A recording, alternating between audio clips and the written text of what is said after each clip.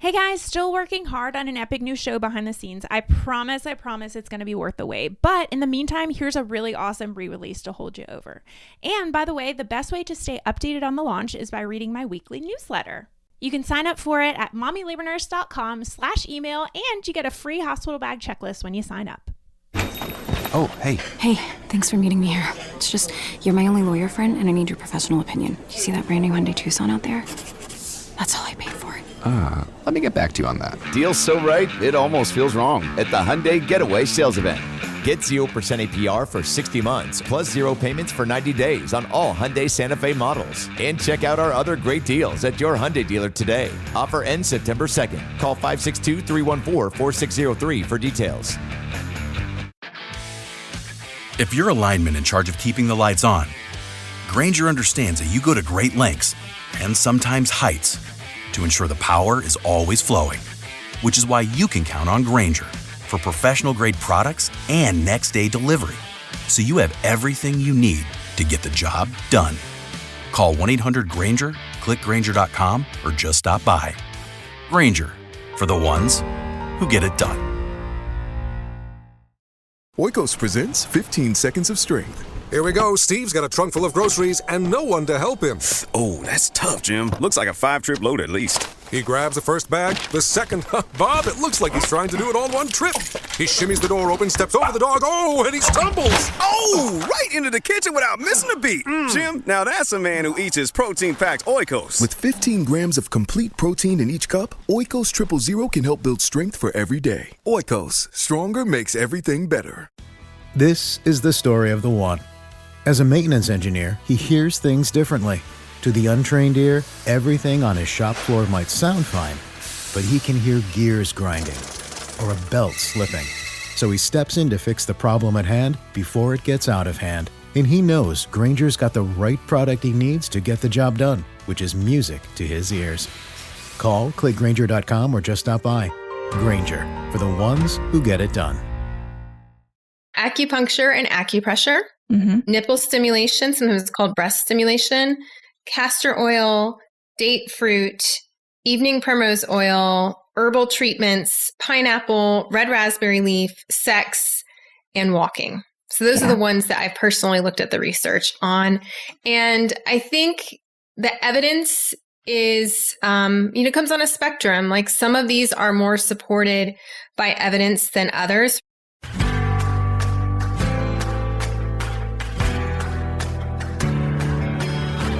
You're listening to the Mommy Labor Nurse podcast, where you'll gain the tools, knowledge, and confidence you need to erase the unknowns, feel in control, and have an even better birth, no matter how you deliver. My name is Liesl Teen, mom of 2, practicing labor and delivery nurse, and your host.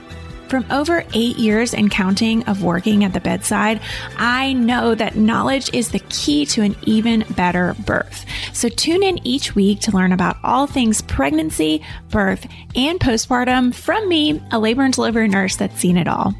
And now let's get into this week's episode. This week on the Mommy Labor Nurse podcast, I have a very special guest joining me, the incredible Rebecca Dekker from Evidence-Based Birth.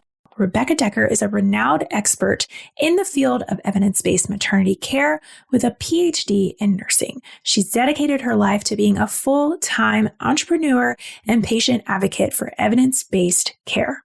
In this episode, we will be exploring the topic of natural labor induction and examining the evidence behind various methods.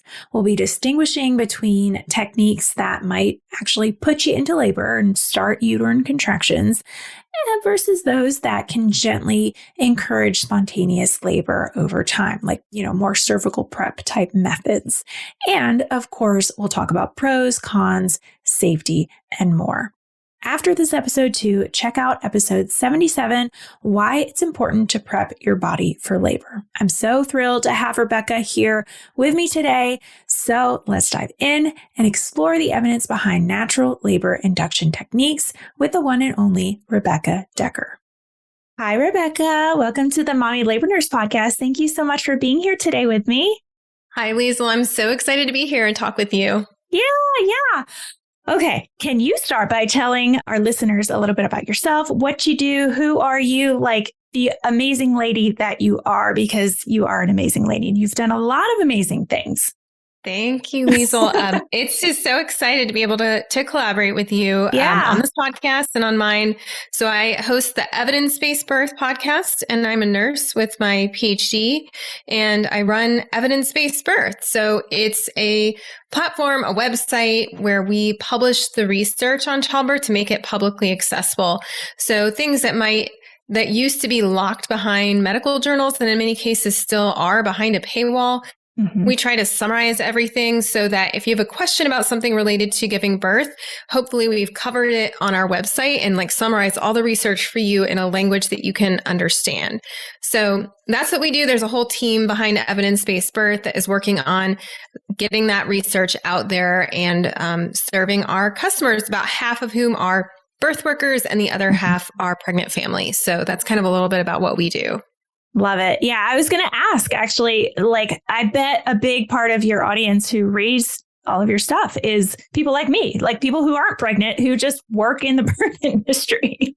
Yeah, like it's your life. It's your passion. If you're a doula or a labor and delivery nurse or a midwife.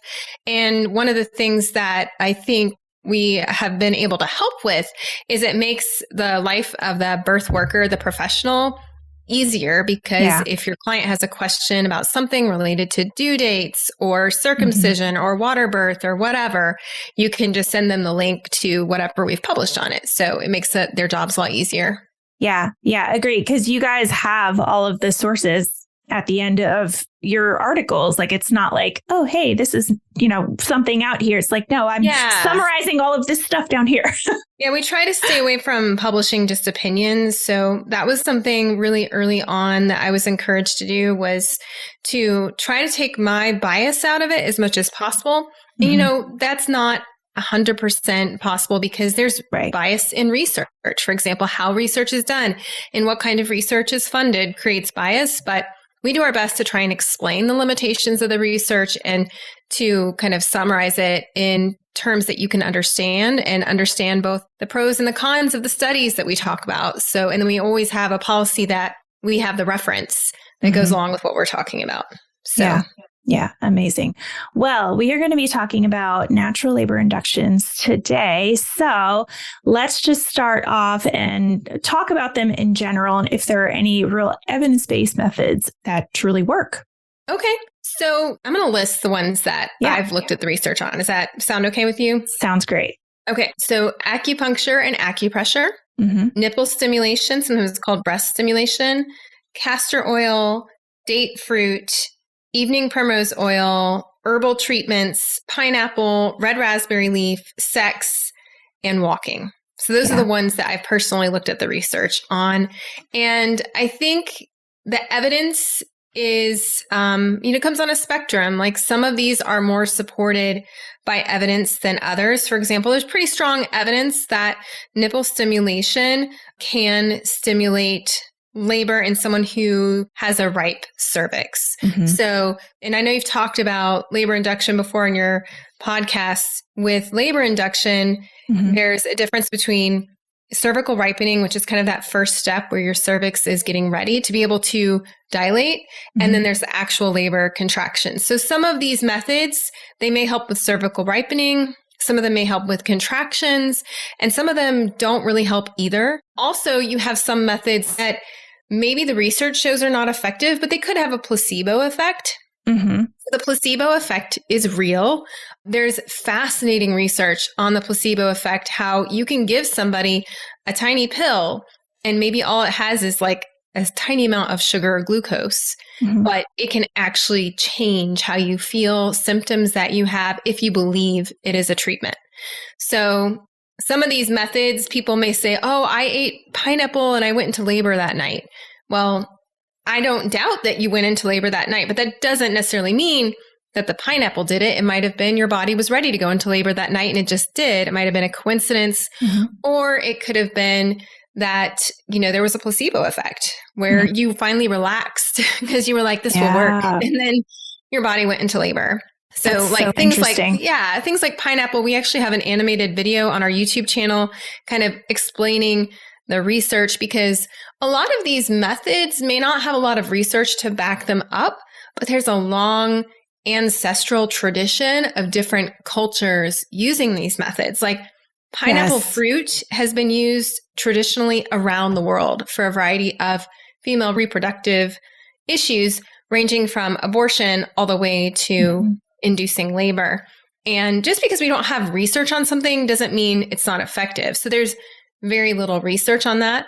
But that doesn't mean it might not work. I mean, it could. We just don't have a lot of research on its effectiveness. And that goes back to, I said earlier, there's bias in how research is carried out. There's bias in who gets funded and what kinds of interventions get studied. So one of the things they try to do in as many studies as possible, it's called double-blind placebo-controlled trial, and some people call it double-masked. But what that means is both parties don't know which treatment you're getting. So the birthing person does not know what treatment they've been given, and their care provider does not know what treatment has been given. The only person that knows is, it was written down in like a secret file that will only be revealed after the study is over and all the data has been analyzed. That allows you to control for that placebo effect, because then nobody knows exactly who got the actual treatment. And the thing is, you can do that with some natural treatments. For example, evening primrose oil. Theoretically, you could give someone actual evening primrose oil in a capsule, and you can give somebody else an identical tasting, smelling, looking capsule, and nobody knows who's received what, except it was written down and will be revealed later. And that lets you understand, was it a placebo effect or not? Because if you told one group, here, you're getting the placebo, and yes, you're getting the actual treatment, that messes with your brain a little bit and can affect which symptoms you have.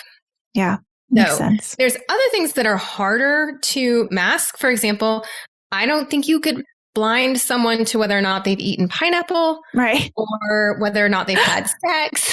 These are the kinds of things that blinding is impossible. So you're never going to have a study that truly proves, one way or the other, but you can have research like suggesting different effects.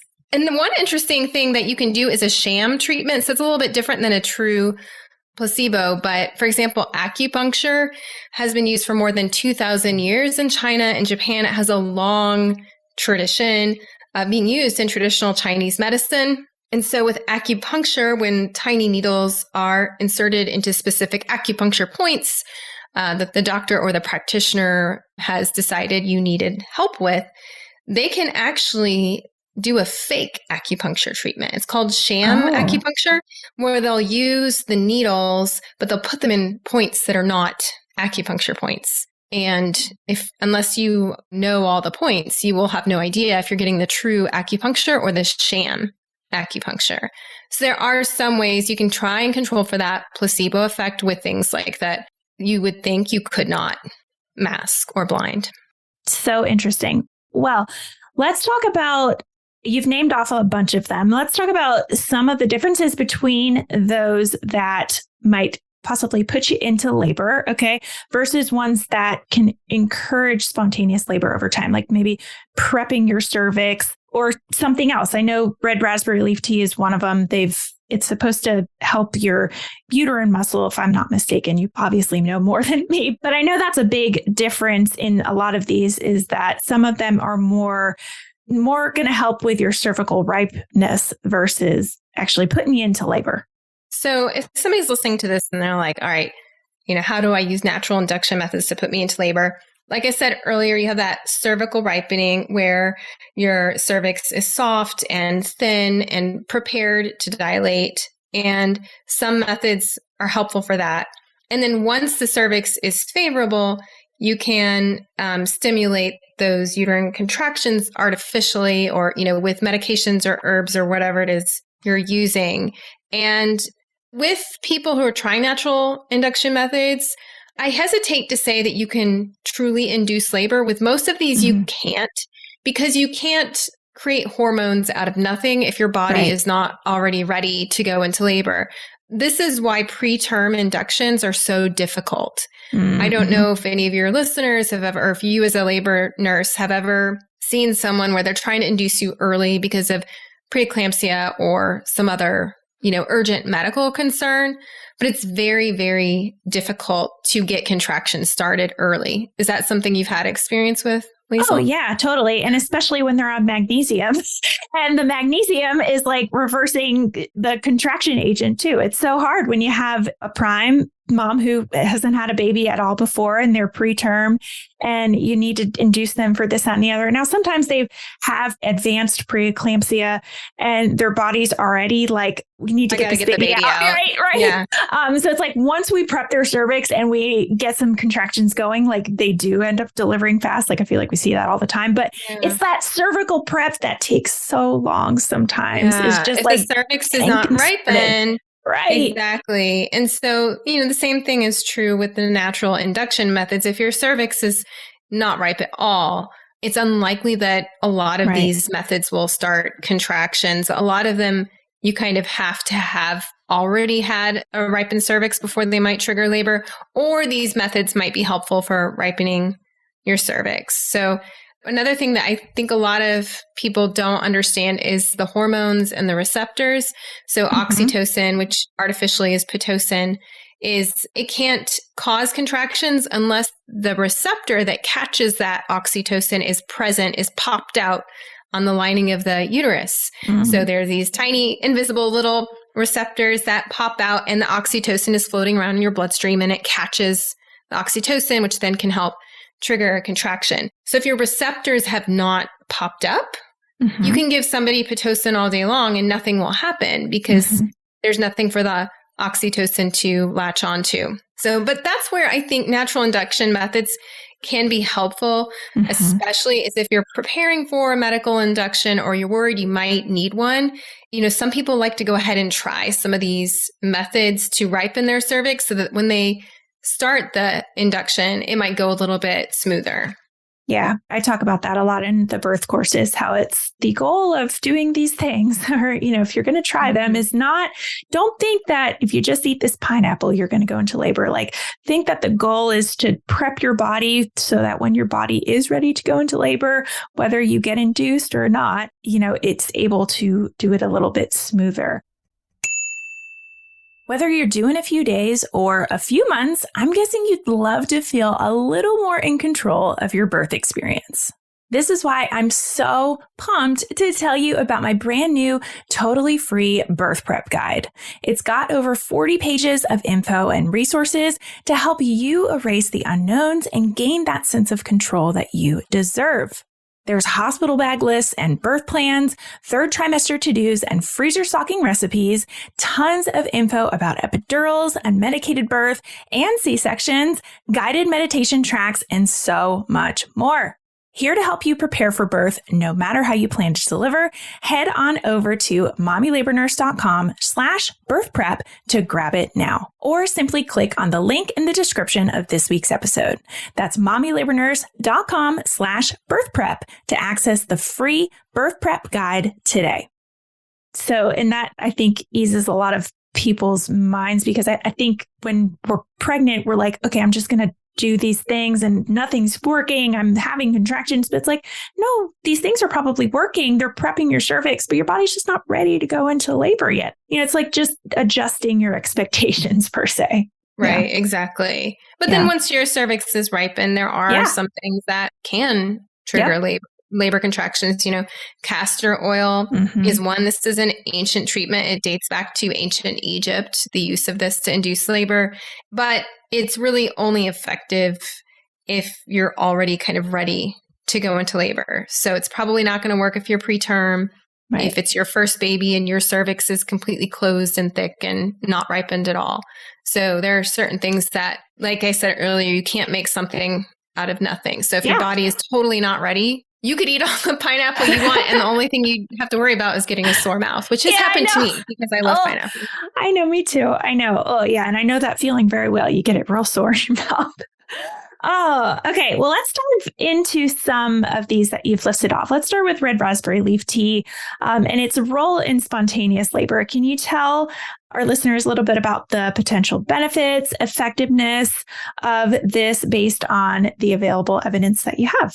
Sure. So red raspberry leaf is native to at least Europe, North America, and Asia. And it's been used for more than 1,400 years to create medicinal and herbal tea. So it's a very ancient treatment.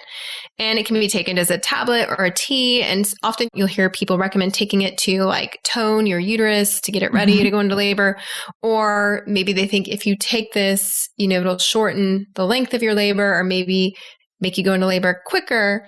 And so it's generally recognized as safe to take red raspberry leaf, but there's really not, and it has this long traditional history, but there's not research. And as I said at the beginning, just because you don't have research doesn't mean it's not effective. It just means we don't have research. So since I'm from evidence-based birth, I can't tell you, yes, it works or no, it doesn't work unless I can have some evidence for you. There's one double-blind randomized trial on red raspberry leaf during labor where they assign 192 low-risk first-time mothers to either take the tablets or an identical-looking placebo tablet starting at 32 weeks until they went into labor. And unfortunately, they found 0 differences between the groups. There's no differences in the length of pregnancy, the number of people who needed a medical labor induction, or the length of their labor. So that's the only study on humans that we have.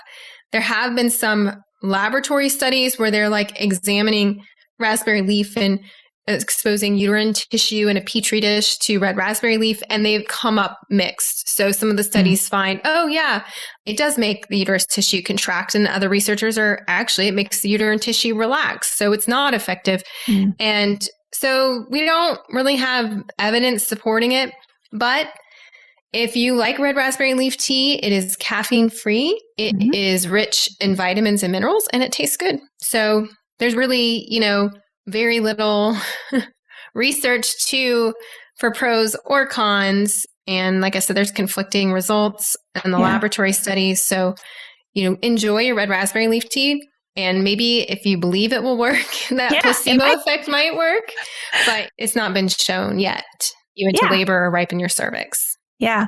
And I also say to any of these, if you hate red raspberry leaf tea, even if it is the most effective thing in the world, don't make yourself choke it down just because you're desperate, to go into labor. Like if you hate pineapple, don't make yourself eat a whole darn pineapple. Yeah. So unfortunately, I remember when I first published this research, people got really mad at me because they were like, it works. I tell all my clients to use it. And I'm like, it might. I don't have the research yet. Maybe someday we'll have research on it. And I do believe that it's also important to acknowledge and respect like herbal and medicinal treatments that have been used for centuries. And there's a reason they probably used it. So right. Exactly. It's another type of evidence that often is not considered. Right. Well said. Well, let's move on to something called the Miles Circuit. I've talked about this quite a bit on the podcast, and it's definitely gaining popularity recently as a natural technique to help with spontaneous labor.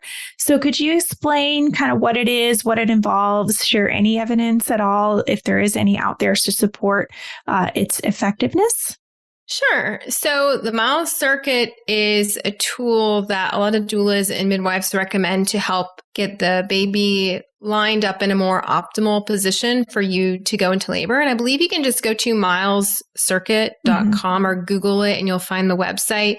And it shows you, it's basically like an exercise circuit, but a specific pattern of movements, walking, and other like exercise type movements that help open up your pelvis and make more room for the baby to get into an optimal position. And I guess my understanding of that, there is a reflex that our bodies have that when the baby's head is pressing right on the cervix, it helps ripen the cervix. So it creates a feedback loop, especially during labor. So if your baby's head is not in an optimal position, so maybe your baby's posterior and you're not, in that case, the baby's head cannot sit right on top of the cervix, or maybe it sits unevenly. Mm-hmm. And when you don't have that feedback loop of the pressure from the baby's head, the cervix isn't going to ripen. So my understanding is that using the Miles circuit helps create room and movement for the baby to get into a better position. And then their head can kind of put pressure on the cervix more evenly. Mm-hmm. And that's my understanding. So I don't think it will start labor in somebody who's not ready. That doesn't really make sense. But if all your body needs is for that baby to be in a better position, I can see how, like, theoretically it might work. As far as I know, there's no research on the Miles circuit. This is just, again, another tool that has been passed down through the midwifery community and the doula community. But I do have research on walking, which, it's different. It's a more simple form.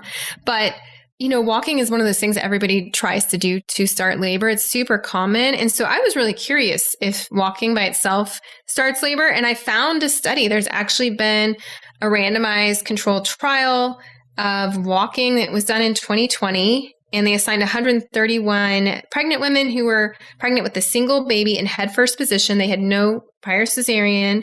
And they randomly assigned them to walk on a treadmill 30 minutes 3 times a week at a moderate intensity.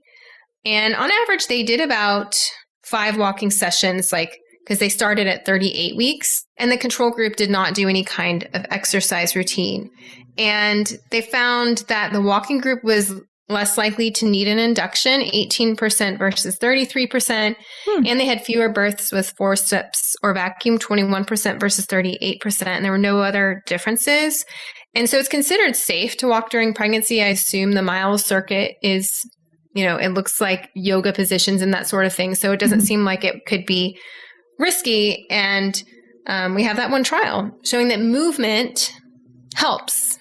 Right. So I think, again, it's one of those things where, a lot of doulas and midwives have seen it work. We don't have official research on it, but we do know that movement and walking can help lower your risk of needing an induction. So, and also physiologically, it makes sense that if you're helping the baby get in a better position, your body's in a better place to start labor. Yeah, makes total sense. I did it before my second one. And again, I was 40 and a half weeks pregnant, and I had been contracting kind of on and off all day. And I did the Miles circuit, and I went into labor a few hours later. So it's like, that's really when I've seen it work best, is when people are having prodromal labor, or I've done it with people in labor who maybe have a stalled labor. And again, it's just kind of shifting the baby into that more optimal position. And that makes sense why it would work. So, yeah. And I just saw that SharonMusa.com has a really nice website describing the Miles circuit with pictures and a handout that you can download, to help guide you through it. So it seems to me, like you said, I've heard that as well, that prodromal labor can be a sign of less than optimal positioning of the baby. The baby just has not gotten in the right spot to put that full pressure on the cervix and create the cervical ripening and contractions that you really need. And the body knows that. That's probably the purpose of prodromal contractions, is to get you to walk around and move around and shift and change positions. But unfortunately, sometimes it can go on forever and be really exhausting as well. Yes, not fun. Definitely not fun to be in prodromal labor. Well, let's move on to nipple stimulation. So this is a natural method believed to trigger contractions. And if I'm not mistaken, one of the only ones really backed by research in terms of okay, this is something like the castor oil that you've said. Castor oil is a little bit different, I guess, but it's really backed in solid research. So can you talk a little bit more about nipple stimulation? Yeah. So nipple stimulation, when you're feeding your baby as well, or if you do it before labor, it causes the release of oxytocin from the pituitary gland in your brain. So it has a feedback loop that increases uterine contractions. And it's been used for about 1,400 years, as far as we know. That's when the first written documentation was used. It's been used in pretty much every culture. So again, this method has a long ancestral tradition being used. And we do have research on it showing that it can be effective. There have been 6 randomized trials where people were randomly assigned to receive nipple stimulation versus nothing or just Pitocin. And in every study, I think it's important to note that when people do the self breast or nipple stimulation, you're only stimulating one side at a time. So you don't want to stimulate both nipples because that could release too much oxytocin. And so here's a sample stimulation protocol. So in 2 of the studies, they did it 1 hour a day for 3 days, alternating sides every 15 minutes. And in other trials, they did it for 3 hours a day, where you do an hour, take a break, do another hour, take a break, etc. And you're alternating again every 10 to 15 minutes. And in one study, they did it with a breast pump, which I think is another popular way these days to do breast stimulation for about 1 hour. And again, you would alternate sides. So you'd only do one side at a time and you switch sides. And in the research, they found that more people who use nipple stimulation will go into labor over the next 3 days, but it's not super high. It's like 37% will go into labor versus 6% of the control group.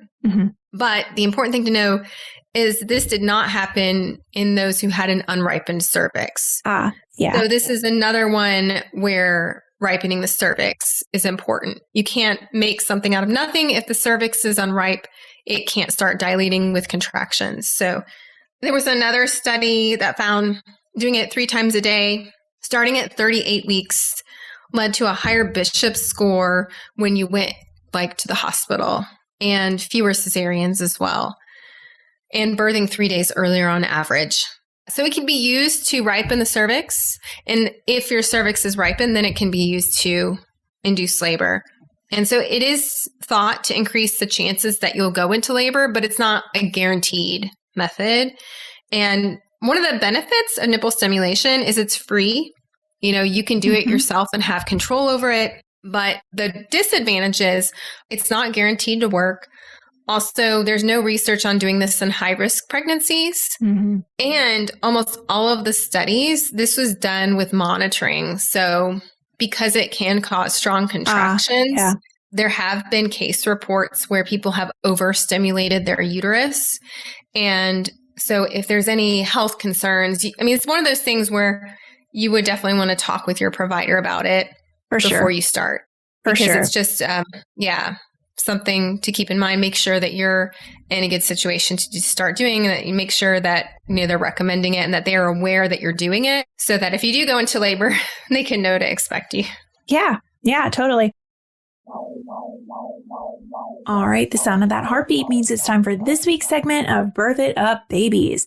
This one says, "Hi, Liesl. I just wanted to stop by and say that on 6/21, my husband and I welcomed our first baby, and our experience couldn't have gone better. A lot thanks to your course.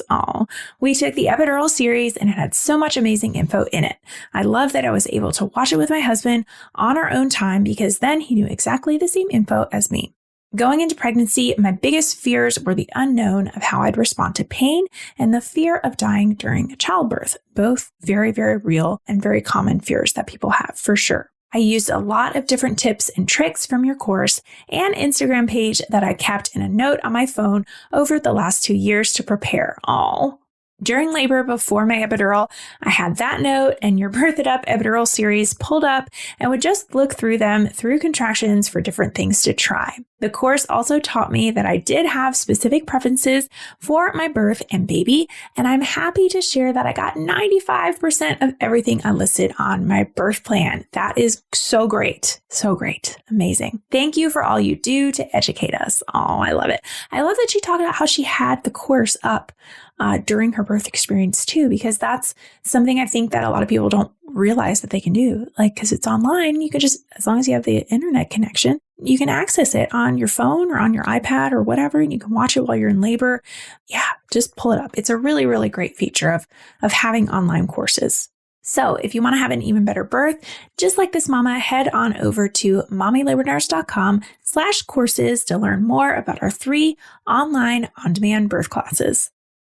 Well, that kind of goes into the next question that I wanted to discuss about the safety aspects of really any natural induction method, not even just nipple stimulation, but any of these. Can you discuss some of the potential risks or contraindications related to using some of these techniques? And I mean, you already said one of them, like if you've had a high risk pregnancy, obviously you want to talk to your provider about any of these, right? Regardless if you've had a high risk pregnancy or not. But when, it might be best to avoid some of these or all of these. Yeah. So each one is unique, right? Each method has unique disadvantages. For example, with acupuncture, there's some minor adverse effects that can happen with acupuncture, and we don't really have large studies to look at rare side effects. So it's possible that there could be, with any of these, there could be a rare side effect that we don't anticipate. And we don't know because the studies aren't big enough. Because with rare things, they happen rarely. So you have to have large studies to see them. With nipple stimulation, I mentioned the uterine contractions getting too close together and too strong is a possibility. Hopefully that could be reversed by just stopping the nipple stimulation. Castor oil has a lot of really well-known side effects, including nausea and diarrhea. But the nausea can be reduced by blending it into a cold smoothie. And a lot of midwives have special formulations they recommend their clients use to take the castor oil. Because I don't know if you've ever opened a bottle of castor oil and tried to convince yourself to swallow some. That's stinky. Don't want to really it's take this it. weird oily, because it's an oil. So I almost took it once, but I could not convince myself to swallow it. And especially in pregnancy, you're hypersensitive to smells and tastes. Your gag reflex is, I can't, I know. But, just go on Google and you can find some really interesting castor oil smoothie recipes that use champagne or ice cream or whatever, and they make it tolerable. There's some things like eating dates and eating pineapple. If you have diabetes or gestational diabetes, you might not be able to eat that. It might raise your blood sugar. And I think the main one with concerns from the research are some of the herbal treatments. So I always encourage anyone, if you're interested in using herbal supplements to induce labor, it's really important to let both your care provider know, but also talk with a qualified herbalist, because the use of herbs has an ancient history. Most of our evidence is based on just traditional anecdotes or wisdom, which is great, but we don't have a lot of info about how some of these may work on people today during current times. And there are two herbs in particular that have a long history of use to induce labor, but they're currently not recommended to use during pregnancy. And those are blue cohosh and black cohosh. And while they do have some properties that may release oxytocin, they can be dangerous. They can have toxic effects on the fetus, toxic effects on your heart.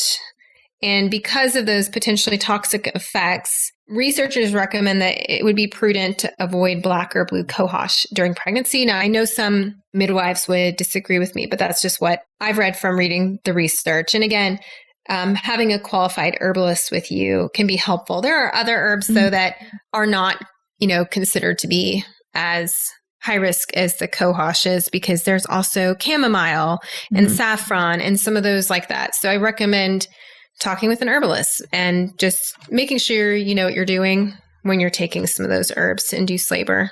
Yeah, makes sense. Well, are there any specific factors that might influence maybe the success rate of some of these induction methods? Like if you're we talked a little bit about, if you're preterm, your cervix isn't ready, your gestational age, for example, or your medical history. Do those, I know you're going to say yes, but do those play a role in how maybe effective that they might be? Yeah, I think one of the most interesting things to me is whether or not it's your first baby. Yeah.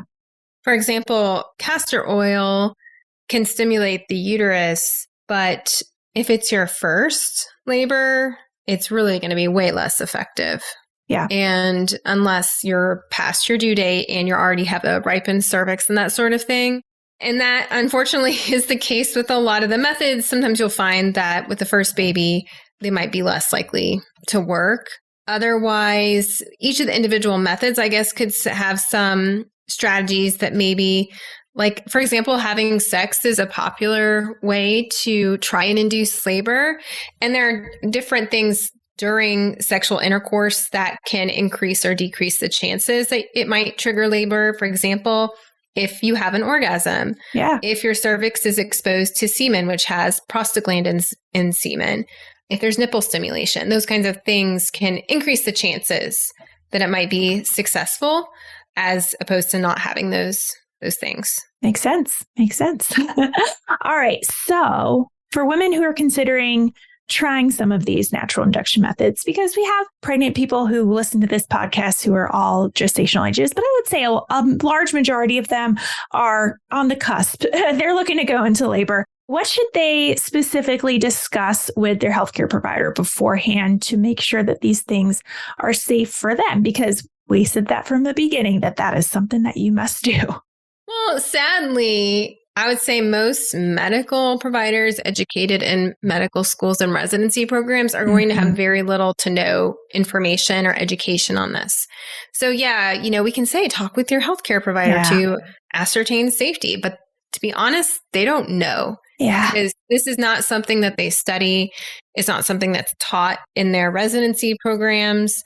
And a lot of this is knowledge and wisdom that has been held by the midwifery tradition, which has not always received the respect that it deserves. So I would say, good point. Yeah. If you have a midwife, you could probably talk with them about any of these methods, and they may have insights, suggestions, recommendations, info about safety or effectiveness. If you bring it up with a doctor, there's very few doctors, I would say a small minority would actually have been educated on this. But at the same time, I think we need to be open with our healthcare providers about what we're choosing to ingest and use during pregnancy. I don't think, for example, you need to tell your healthcare provider you're going to have sex to try and go into labor. Yeah. Or that you're going to go on a walk to induce labor, eat some pineapple. But if you're going to be taking herbal methods, other like traditional medicinal methods, or if you're trying nipple stimulation, talk with your healthcare provider, just know that they might not have a lot of knowledge about. A lot to say. Or it might make them nervous, or maybe they'll be like, well, I don't know if that's going to work. They might discourage you. But unless they have actual evidence to share with you, then I would take what they say with a grain of salt. It's hard because you want to build a trusting relationship with your provider. And I don't want to say don't listen to them, but you also have to understand the cultural divide between the midwifery model of care and the medical model of care. And if you're more someone who leans towards natural methods, but you're paired up with a provider who leans very heavily on the medical side, you might have a little bit of tension there. Yeah. And if you feel like you can't talk openly with your provider about different things you want to try to start labor, that to me is a red flag that they're not in alignment with your wishes. And if you have time, you can switch. But if you're finding this podcast and it's too late, just do your best to gather as much information as you can. You can bring it with you to appointments. At EBB, we do have a pocket guide to labor induction that we publish that has all the evidence on the different reasons providers might suggest inducing labor. And then we have all the evidence on the medical methods and all the evidence on the natural methods. So if you want something that can help bridge the divide, sometimes sharing that evidence with the providers can be helpful. I don't know if you have any other suggestions, Liesl, about kind of facilitating discussion when you have that gap between the pregnant person and the provider. Yeah, I mean, I second everything you just said, and I'm glad that you mentioned switching providers too, because that is definitely a red flag. If you are considering some of these things and your provider's not even willing to have a discussion, that's definitely a red flag. And you maybe even at 40 weeks pregnant, it's going to be a little hard to switch providers, but you always have choices. Remember that. Yeah, and you can always get a second opinion. Yeah, exactly. Maybe you don't want to switch providers. Right. But maybe you could consult somebody else too. Also, I think it's sad that these are not offered. Because to be honest, if you're preparing for medical induction for whatever reason, I think providers should be educating their clients on here are some acupressure points you can use to help ripen your cervix, or you could start doing nipple stimulation and give you the instructions, or, go ahead and start eating dates in the week leading up to your induction. Like there's things that people have found helpful throughout history and might make your induction go smoother if you come in and your cervix is already ripe, Absolutely. But this is not typically offered. It's like medical methods or nothing. Yeah. And I think we can actually combine. You can use the natural methods to help prepare you for a medical induction. Yep. And there's no reason you can't do that. Yeah, absolutely. Well, one more question, and then we'll kind of wrap up. We already talked about the cohoshes and how those aren't super safe, but any other induction methods that you've seen or done, there's been research on that are like 100%, hey, or not 100%, but hey, like probably not a good idea. Let's not do this one. I don't know. Are there any you're thinking of? I can't think of any, but I was going to say the cohoshes. I know you mentioned those.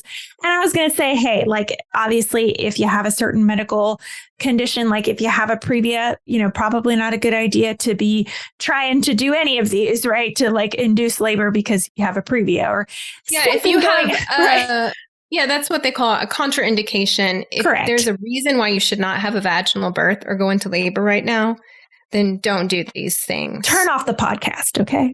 No, I'm just kidding. But to be honest, I would say a lot of what I said earlier, this research is on low risk. Yeah. If you're high risk, this info may not apply to you. So, but again, there are some things that are generally thought of to be extremely safe, like movement and walking. Mm-hmm. For most people, unless your waters have broken, sex is considered safe in pregnancy. Mm-hmm. Drinking red raspberry leaf tea, there's not been any documented, bad cases or outcomes from that. So a lot of these things, they might not help, but these more gentler methods probably won't hurt either. Yep. So, do whatever feels right to you and take care of yourself. Because I know it can be stressful. Yes. And another option is just to not do any of these things. Yeah, that's okay too. Right. Exactly. Because I don't talk about this very often, but I went past 42 weeks with my last baby. Oh. And I'm looking at these things. That's the time I told you I looked at the castor oil. Yeah. But could not swallow it. To be honest, I did. I think I ate pineapple the day I went to labor. I don't think that was the cause. I think the cause I went into labor was because I was 42 weeks and 3 days. Yeah. So it was going to happen eventually. Anyways, now that I have this info, like maybe I would have tried a castor oil smoothie, or I would have been eating dates. And I didn't even know about acupressure back then. So that's one reason we added it to the evidence-based birth childbirth class, because I think the research on acupressure is really encouraging, and it's something you can do yourself. And for the most part, it's a gentle, easy way to ripen your cervix. Or maybe I should have done nipple stimulation. I don't know. I think mine was more of a psychological or mental block to going into labor. For me, I think I reached my due date right before the Christmas holidays, and we had a bunch of family coming into town. And I was really reluctant to have a baby with my whole extended family. I see. Just because there's not that I don't love my family, but I'm a very private person. And so I think I was mentally holding back. And I will tell you, I went into labor. My last sibling left town, and I went into labor like 3 hours later. Isn't that funny how that happens? So, Rebecca, I feel like I hear that all the darn time. It's like I was, in the moving truck and just got, it's like your body knows. It releases something. Yes. Yeah. And so I also encourage people who take our class, but anybody listening, if you feel like you've reached the point where it's safe to go into labor and you feel like you're ready, doing some kind of fear release. Yeah. And I know HypnoBabies has some different like self-hypnosis tracks that I used. And we also recorded a fear release audio for our childbirth class participants, but just kind of letting go of the pressure and trying to reassure yourself that whatever it is you're anxious about, you are safe, your baby is safe. And whether or not it works, I think it's still helpful. And I think I did that twice. So I did one for your release, then I did another good one. And then everybody left and I felt safe. Really what you needed. Yeah. Yeah.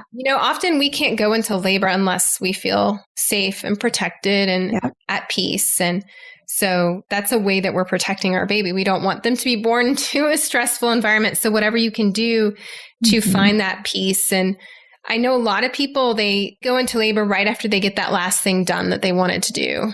Yeah. Yep. So I think, we don't have research on that. But again, this is like traditional wisdom. And I think a lot of moms and parents know that feeling of release when you finally are ready for the baby to arrive. Yeah. Yeah. Oh, 100%. It just made me think, as you were talking about your family, that my second one, I did a similar thing right before I went into labor with him. I went off of social media. I deleted Instagram because I'm like, I just need to not be distracted with anything. And I was like anxious about getting enough stuff done for like my maternity leave that I was on. So I'm like, I'm just going to go off. Nobody, I can't see any messages come through. I can't see any posts. I can't see anything. And lo and behold, I went into labor. I love that, Liesl. I love that. Yeah, taking a social media break, unplugging, doing what feels right to you. And one thing I did is, have you ever heard of the joke where you tell people to go, have you had that baby yet.com? Yes, I have.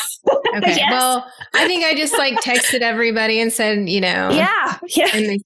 And because there is that pressure to consider from family and friends of that just hovering over your shoulder, waiting for you. And some people are not sensitive to that, but I am. So it bothered me. Sure am too. Yeah. Yeah. I gotcha. Oh, I love it. Well, Rebecca, thank you so much. This was fabulous. Such an informative episode. I know this one's going to be a popular one. Where can people find you on social media, your website? Give us all your links and all your things.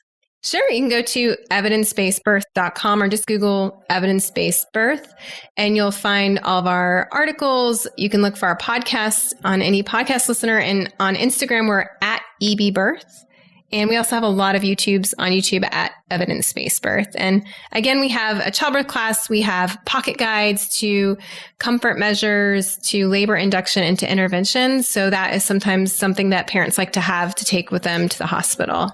Love it. Love it. Oh, thank you so much. So much. This was fabulous. I hope you have a wonderful, wonderful rest of your day. Thank you, Liesl. Already feeling a little more confident about pregnancy, birth, and newborn life? Don't forget to hit that subscribe button so you can continue to erase the unknowns and never miss an episode.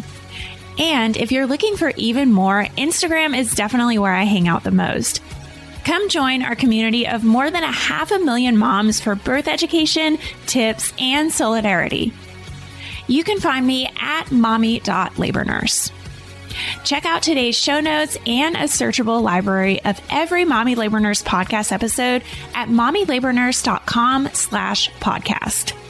And while you're there, be sure to head to the blog to learn about our online birth classes too. See you next week, and remember, you can have an even better birth no matter how you deliver.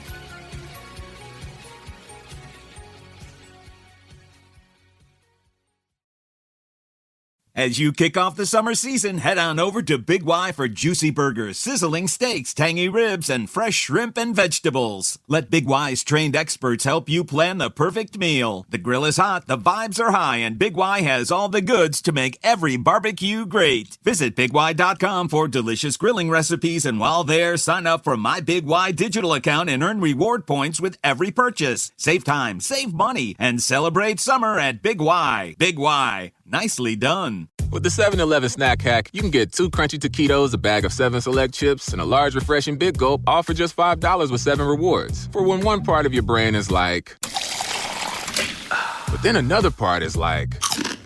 And suddenly a third part is like... Taquito. So go to 7-Eleven and get the $5 snack hack. It's a no-brainer. Or maybe a 3-brainer. Which part of your brain was that? Valid through 6/24/25. See app for full terms.